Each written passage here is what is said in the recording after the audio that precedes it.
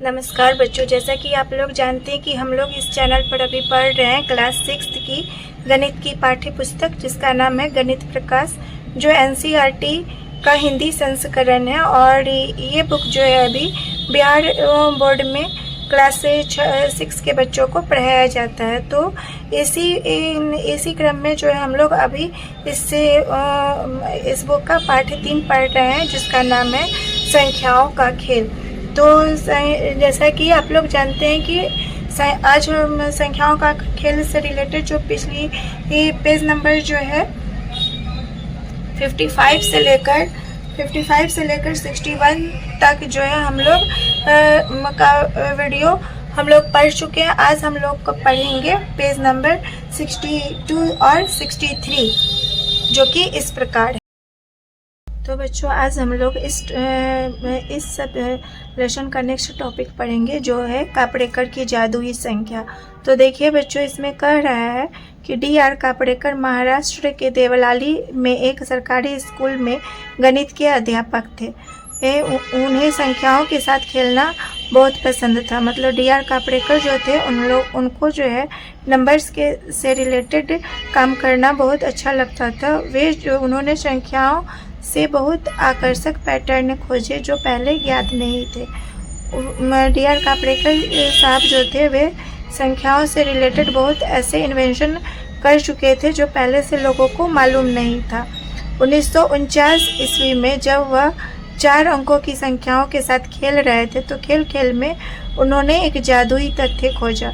तो कह रहा है बच्चों, जो 1949 ईस्वी में जब D.R. कापड़ेकर साहब जो है 4 अंकों की संख्याओं के साथ काम कर रहे थे तो उन्हें एक जादुई तथ्य खोजने को मिला। तो इस टॉपिक को आगे समझने के लिए हम लोग आगे नेक्स्ट पेज पर आएंगे, पेज नंबर 63 में, जिसमें कि कह रहा है जो निम्नलिखित चरणों का उपयोग करते हुए स्वयं इस जादू का अनुभव कीजिए। एक 4 अंकों की संख्या माना, मतलब कि कह रहा है कि कोई भी 4 अंकों की संख्या लीजिए। जैसे कि बुक में एक उदाहरण के लिए एक 4 अंक की संख्या लेकर समझाया गया है। वह 4 अंक की संख्या है 6382, मतलब 6382 लीजिए। तो एक 4 अंकों की संख्या लेना है। उसके बाद कह रहा है जो इन अंकों के उपयोग से सबसे बड़ी संख्या बनाइए उसे 1 कहिए। मतलब जो 4 अंक की संख्या लेना है उसमें जो अंकों का प्रयोग किया गया उन अंकों से सबसे बड़ी संख्या लिखना है जिसको 1 करना है। और उसके बाद कह रहा है इन अंकों के उपयोग से सबसे छोटी संख्या बनाइए उसे b कहिए। अब इन्हीं अंकों के प्रयोग से जो है सबसे छोटी संख्या बनाना है और उसको b करना है। अब नेक्स्ट प्रोसेस जो है उसमें कह रहा है जो a में से b को घटाइए और प्राप्त अंतर को संख्या c कहिए। अब a जो आया था सबसे बड़ा संख्या, उसमें से सबसे छोटे संख्या को घटा देना है और जो उत्तर आएगा उसको c मानना है। मतलब कह रहा है c = a - b। और उसके बाद है जो तब क्या होता है जब हम इस प्रक्रिया को आगे जारी रखते हैं। जो ऐसा करने के लिए कह रहा है और जब इस प्रक्रिया को बार बार किया जाता है तो हमें क्या मिलता है। तो नीचे देखिए कह रहा है जो 4 अंकों की संख्या से जो ऊपर हम लिए थे 4 अंक वह था 6342, तो उससे बनने वाली सबसे बड़ी संख्या जो है वह होगी 8632 और सबसे छोटी संख्या होगी 2368। अगर हम a में से c निकालने के लिए हम लोगों को क्या करना है, जो a - b करना है। तो a में से अगर b को घटा रहे हैं, मतलब 8632 में से 2368 को घटा रहे हैं तो हमें आंसर मिल रहा है 6264। अब यहाँ 6264 में फिर से 4 अंक हम लोगों को मिल गया। अब इस अंक पे काम करना है, इस संख्या पे काम करना है। तो इस संख्या में जो सब अंक प्रयोग में लाए गए हैं उनसे बनने वाली जो है सबसे बड़ी संख्या जो है वह हो जाएगी 6642 और सबसे छोटी संख्या हो जाएगी 2466। और सी प्राप्त करने के लिए हम लोग जब ए में से बी को घटाते हैं तो नया संख्या मिलता है, वह है 4176। अब हम लोग को फिर से 4176 पे काम करना है। तो 4176 में प्रयुक्त अंकों से जो है सबसे बड़ी संख्या जो है वो बनेगी 7641, जिसको हम लोग को एक करना है। और इनसे बनने वाली सबसे छोटी संख्या जो है वह होगी 1467। और सी जो है ए में से बी को जब हम घटाएंगे तो नई संख्या मिलेगी जो होगी 6174। तो यहाँ पर जो हम लोग को एक संख्या मिली है जो है 6174। तो इसी संख्या को जो है कर रहा है, खोजिए 4 अंकों की कोई अन्य संख्या लेकर इन चरणों का अनुसरण करके प्रयास कीजिए, पता लगाइए कि क्या होता है। अपने मित्रों के साथ भी जांच कीजिए और उन्हें क्या संख्या प्राप्त हुई है। आप सदैव एक जादुई संख्या 6174 प्राप्त करेंगे। इस संख्या को मतलब 6174 को जो है कापरेकर स्थिरांक कहा जाता है। मतलब हम लोग अगर 4 अंकों की संख्या लेंगे और इस प्रक्रिया को बार बार दोहराएंगे तो लास्ट में हम लोगों को एक समय ऐसा आता है जब हम लोग को 6174 संख्या मिल जाता है और वही संख्या जो है कापरेकर स्थिरांक, इसी संख्या को जो है कापरेकर स्थिरांक कहा जाता है। तो पीछे कह रहा था जो 4 अंकों की कोई अन्य संख्या लेकर इन चरणों का अनुसरण करके प्रयास कीजिए। तो मैंने एक उदाहरण के लिए एक दूसरी 4 अंक की संख्या ली है और इसी प्रक्रिया को अनुसरण किया है, जिसमें जो इस प्रकार है। तो देखिए, इसको ध्यान से समझिए। उदाहरण के तौर पे मैंने 4 अंकों की संख्या ली है जो है 3850। अब 3850 से संख्या में जो अंकों का प्रयोग किया गया वह है 3, 8, 5 और 0। तो इनसे बनने वाली सबसे बड़ी संख्या हो जाएगी जो है 8, 5, 4, 3, मतलब 8530। और सबसे छोटी संख्या जो होगी वह होगी 0, 3, 5, 8।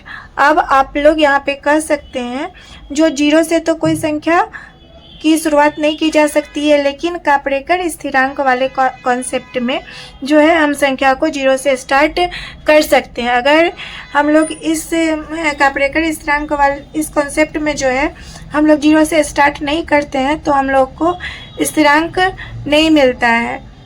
तो हम लोग जो है ए में से जब बी को घटाएंगे, मतलब 8530 में से 0, 3, 5, 8 को घटाएंगे तो हम लोगों को नई संख्या मिलेगी जिसको सी करना है।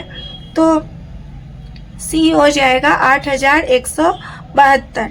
अब फिर से हम लोग को यह 4 अंक की एक संख्या मिल गई है जिसमें 8172 अंक का प्रयोग किया गया है। तो इसमें देखिए फिर हम लोग अगली नेक्स्ट टाइम जो है इसी अंक पे काम करेंगे। तो इनसे 8172 से बनने वाली जो है सबसे बड़ी संख्या होगी 8721, मतलब 8721। और सबसे छोटी संख्या जो होगी वह होगी 1278। अब जब हम लोग ए में से बी को घटाएंगे तो सी मिलेगा। तो इस तरह से जब हम लोग ए में से बी को घटाते हैं तो नई संख्या मिलती है जो है 7443। अभी भी हम लोग को जैसा कि देख रहे हैं कि हम लोग को कापरेकर स्थिरांक वाला संख्या नहीं मिला है, तो इसका मतलब है कि जो पुनः हम लोगों को इस प्रक्रिया को फिर से दोहराना है। तो हम लोग 7443 पे फिर से यही प्रक्रिया को दोहराएंगे। तो इन अंकों से बनने वाली सबसे बड़ी संख्या जो है वह हो जाएगी 7443 और सबसे छोटी संख्या जो है वह हो जाएगी 3447। अब जब 7443 में से 3447 को जब हम लोग घटाएंगे तो हम लोगों को मिलेगा 3996, जो कि सी हो मानना है उसको। अब यहाँ पर भी हम लोग को जैसा कि नज़र आ ही रहा है जो नहीं मिला है हम लोग को 6174, जो कि कापरेकर स्थिरांक हम लोग को अभी तक नहीं मिला है। तो मतलब इस प्रक्रिया को फिर से दोहराना है और जब हम इस संख्या में प्रयोग होने वाले अंकों को फिर से काम करेंगे तो इनसे बनने वाली सबसे बड़ी संख्या जो है वह होगी 9,963 और सबसे छोटी संख्या जो है वह होगी 3,699। अब जब ए में से बी को घटाएंगे तो सी मिलेगा, तो सी हो जाएगा 6,264। अब फिर से इस प्रक्रिया को दोहराने पर जो है इनसे बनने वाली 6,264 में जो अंकों का प्रयोग हुआ है, इनसे बनने वाली सबसे बड़ी संख्या जो होगी वह होगा 6,642, जिसको ए मानना है, और सबसे छोटी संख्या होगी 2,466, जिसको बी मानना है। और ए में से बी को घटाने पर जो मिलता है वह हो जाएगा 4,176, जो कि सी होगा। तो अभी भी हम लोगों को कापरेकर स्थिरांक वाला संख्या जो है नहीं मिला है, तो पुनः से इस प्रक्रिया को फिर से दोहराना है। अब इस प्रक्रिया को अगर 4,176 में जो अंक है, संख्या है, उसमें के अंकों को पुनः इस प्रक्रिया से दोहराएंगे तो जो इनसे बनने वाली जो सबसे बड़ी संख्या है वह होगी 7,641, और सबसे छोटी संख्या जो है वह हो जाएगी 1,467। अब जब ए में से बी को घटाएंगे तो हमें ध्यान से देखिए, जो यहाँ पर हम लोग को मिल गया है 6,174, जो कि कापरेकर स्थिरांक है। मतलब 7,641 में से 1,467 को जब हम लोग घटाते हैं तो हम लोगों को कापरेकर स्थिरांक वाला संख्या मिल जाता है। आगे किताब में कह रहे हैं, जो इन्हीं चरणों को कुछ 3 अंकों वाली संख्याओं के साथ भी दोहराइए। कौन सी संख्या दोहराना शुरू होती है? तो बच्चों, जब हम लोग 3 अंकों वाली संख्या पर काम करते हैं तो हमेशा जो है उस प्रक्रिया में भी जो है एक अंक प्राप्त होता है, बार बार प्राप्त होता है, जो तो वह कौन सी संख्या होगा जिसको हम लोग को पता लगाना है। तो इसको समझने के लिए भी एक उदाहरण देकर मैं आप लोगों को समझाने का प्रयास कर रही हूँ, जो देखिए आप लोग ध्यान से और समझिए। तो इसमें देखिए कह रहा है 3 अंकों वाली संख्याओं के साथ अगर इस प्रक्रिया को दोहराया जाता है तो जो संख्या प्राप्त होती है, मतलब जो संख्या बार बार प्राप्त होती है वह है 495। मतलब जैसे 4 अंकों वाली संख्या में हम लोगों को मिल रहा था 6,174 मिल रहा था, तो उसी तरह से 3 अंकों वाली संख्या पे जब हम लोग काम करते हैं तो हम लोग को प्राप्त होता है, जो बार बार वह जो संख्या मिलती है वह होता है 495। तो इसको एक उदाहरण के पे करके समझाया गया है। जो उदाहरण के तौर पे जो है 3 अंक की संख्या लिया गया है, जो है 856। तो 856 में प्रयोग किए गए अंकों को अगर हम लोग जो है सबसे बड़ी संख्या लिखेंगे तो वह होगा 865, और इसी अंक से सबसे छोटी संख्या जो बनेगी वह होगी 568। अब जब हम लोग ए में से बी को घटाएंगे तब सी मिलेगा। तो अब हम लोग अगर 865 में से 568 को घटाएंगे तो सी मिलेगा। तो अगर हम लोग ए में से बी को घटाते हैं तो मिलता है 297। अब हम लोग पुनः इसी प्रक्रिया को दोहराएंगे तो 297 में से बनने वाली जो है सबसे बड़ी संख्या जो होगी वह हो जाएगी 972। अब इसी से बनने वाली सबसे छोटी संख्या हो जाएगी जिसको बी मानना है, तो सबसे छोटी संख्या होगी 279। अब जब हम 972 में से 279 को घटाते हैं तो सी मिलता है। तो ए में से बी को घटाने पर हम लोगों को मिल रहा है 693। पुनः इसी प्रक्रिया को दोहराने पर जो है इस 693 में जो अंकों का प्रयोग किया गया है उनसे बनने वाली सबसे बड़ी संख्या होगी 963, जिसको कि हम लोगों को ए मानना है। और इसी संख्या के अंकों से बनने वाली सबसे छोटी संख्या जो है वह होगी 369, और ए में से जब हम लोग बी घटाते हैं तो हो जाता है 594। अब फिर से जो है हम लोगों को 594 पर फिर से यही प्रक्रिया दोहराना है। तो जब हम लोग 594 में प्रयोग किए गए हैं वे अंकों को सबसे बड़ी संख्या बनाते हैं तो वह हो जाता है 954, और जिसको ए मानते हैं, और सबसे छोटी संख्या जो है वह हो जाती है 459। अब जब हम लोग 954 में से 459 को घटाते हैं तो C मिलता है, जो कि होता है 495। तो ध्यान दीजिए, जो यहाँ पर जो है हम लोग को वह स्थिरांक वाला संख्या मिल गया है, मतलब 495 मिल गया है। और ध्यान दीजिएगा, जब भी कोई भी 3 अंक की संख्या लीजिएगा और उस पर काम कीजिएगा तो हम लोगों को स्थिरांक के रूप में जो है यही संख्या बार बार मिलेगी, जो है 495। तो उम्मीद करती हूँ जो आप लोगों को ये टॉपिक जो है समझ में आ गया होगा।